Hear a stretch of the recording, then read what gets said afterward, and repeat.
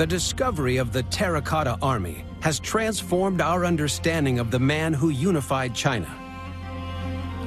But archaeologists still have countless unknown pits and hidden tombs to unearth. What treasures might the next 40 years of excavations find? William Lindsay believes the greatest surprise of all may lie inside the first emperor's coffin. Jade was prized even more highly than gold, and the Chinese believed it had magical properties. This is the death suit of Liu Wu, a Chinese prince who died just 66 years after the first emperor. His extraordinary burial suit is made of over 2,000 individual pieces of jade, a green stone treasured by the Chinese. The first emperor was on a constant search for immortality, and all his successors inherited the same obsession.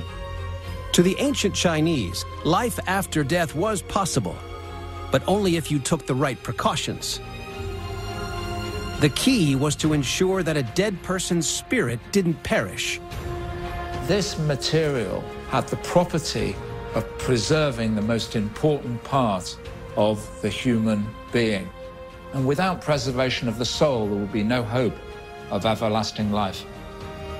I think this gives us a possible clue, a vision of what might be at the core of the first emperor's tomb.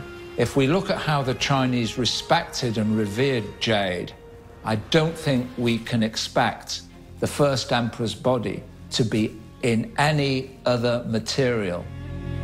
To attain immortality, it was also crucial that the dead body didn't decay.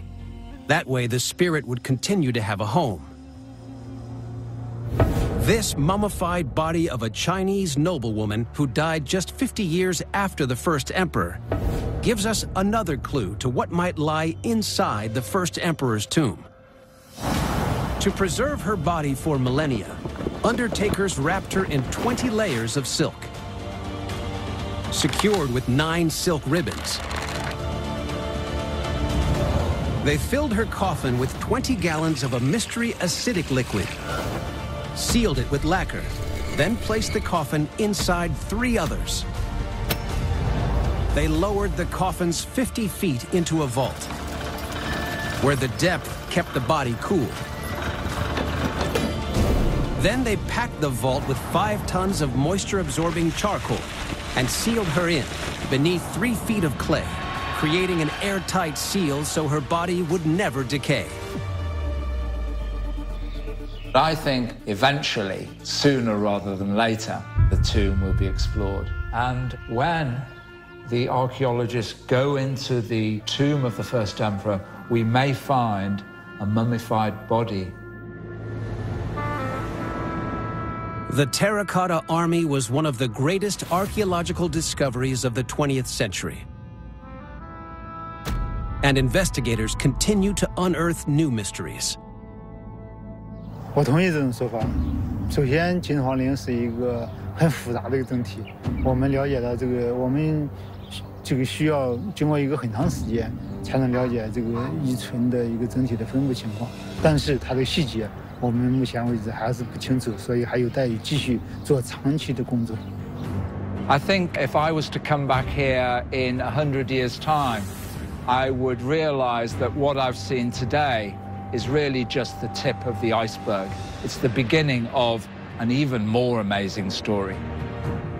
China's first emperor forged an empire through military genius and tyrannical rule.